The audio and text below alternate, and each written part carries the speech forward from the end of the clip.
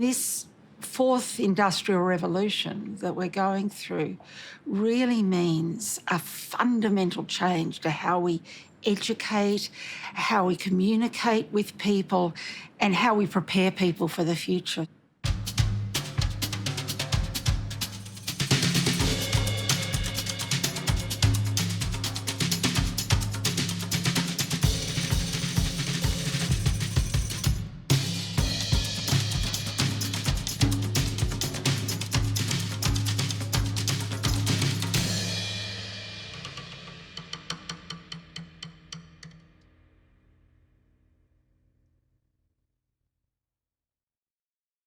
Rolling and mark when ready. I feel like being born in this world of technology, to like think of a world without it, it's just inconceivable. I sort of just can't imagine what life would be like without a laptop. There's online 3D models of anatomy, and I like to use that more than the textbook. So I think I'd choose what suits my learning style. When I spoke to my mum, she went to uni, it was all just lectures, and that if you didn't go, you were screwed for the exams. And so that was all she had to do, just go in for lectures, and that was about it.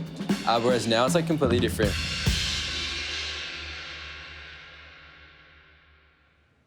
When I first started teaching, I think students still believed that the person that stood in front of them had all the answers. And if only they paid attention closely enough, they too would have the answers. I look now and you look at the ways that students are so much more capable and able of figuring out not only what the answers are, but what are the more important questions that we should be asking. And I think teaching and learning is undergoing a revolution to catch up with that. Technology is very important in my learning. I use it for my lectures, for my workshops, to complete my assignments. To complete everything I do, I have to use technology. Yeah, even to communicate with my friends in my class to see how they're going and see what they've done.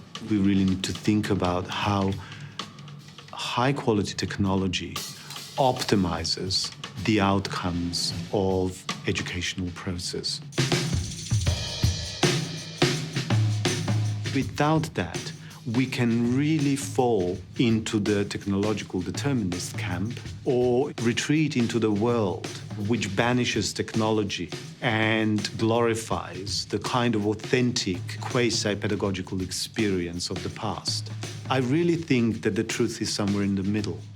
It's no longer chalk and talk, it's a whole lot of different ways of technology. But more importantly, there's a different sort of skill set that we're trying to get people to understand.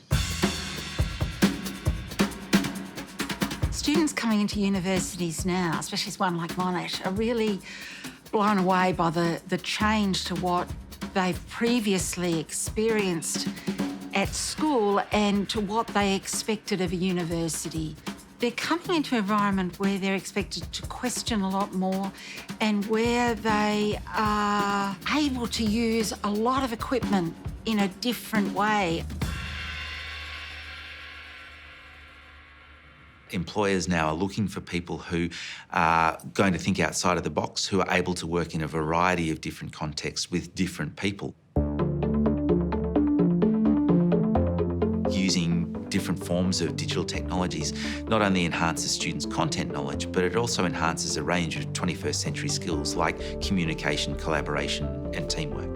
The research showed that students wanted to be able to engage with each other as much as with the academic. They certainly wanted to be able to engage with that academic and have a personal relationship there, but they also wanted to be able to engage with each other. We, as a university, had a look at the different spaces that we had already on our campuses, and they were geared towards lectures delivering and students just receiving information. The qualitative findings from our research when we prototyped the building was students saying, well, now I can see everybody here. Now I can interact and understand the learning.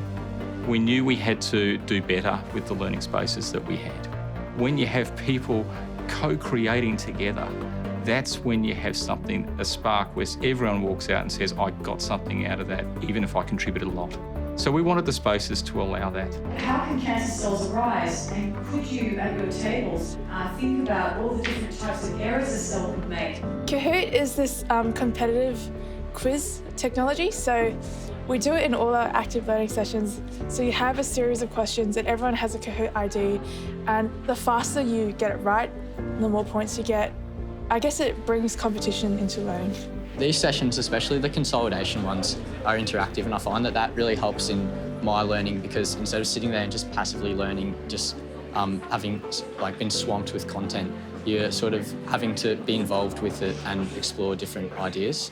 Everybody benefits with the feedback, because if you can imagine a room full of 200, 240 students, and we suddenly then have ideas from about 3 or 4 or 5 different groups, everybody's seeing what the academic values as the best in the room, and we suddenly have something, we're off, we're ready to go.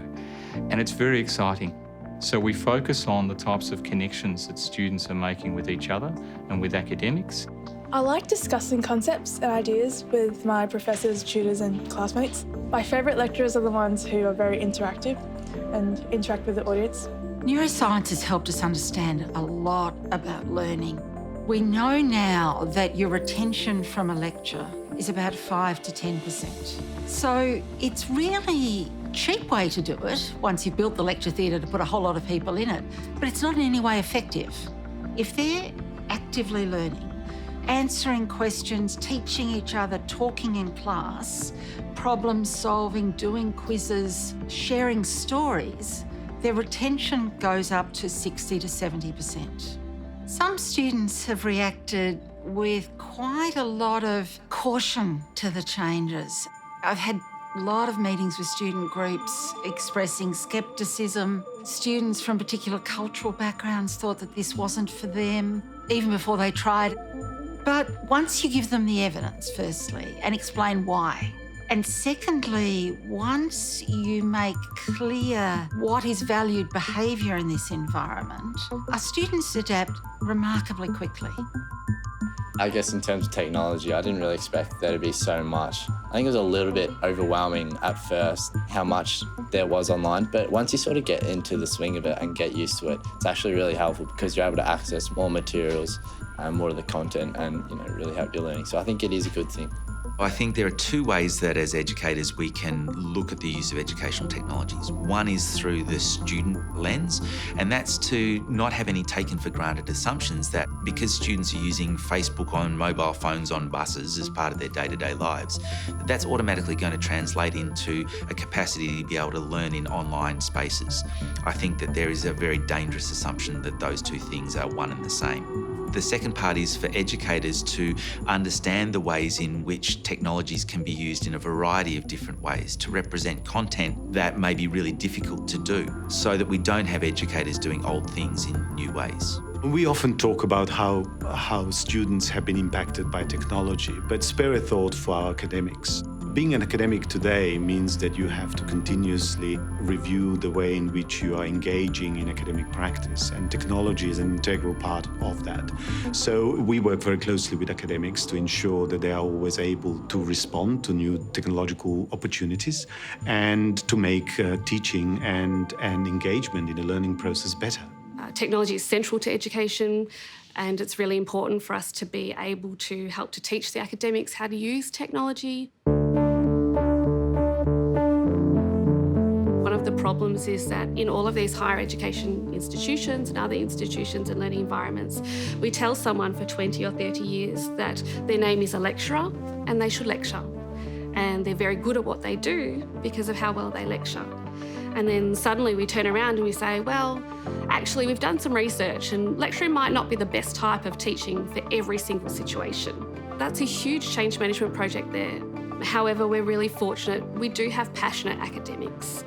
What's most important is we have to be open to the changes that have already occurred. We have to be open to the changes that students who have already progressed through school are coming to us with. And I think that we've got to be really supporting mindsets that are about extending all that we've ever known about quality teaching and learning and asking what does it mean for that changing world of work? What does that mean for a digital economy? What does that mean for the appetites and dispositions of our students?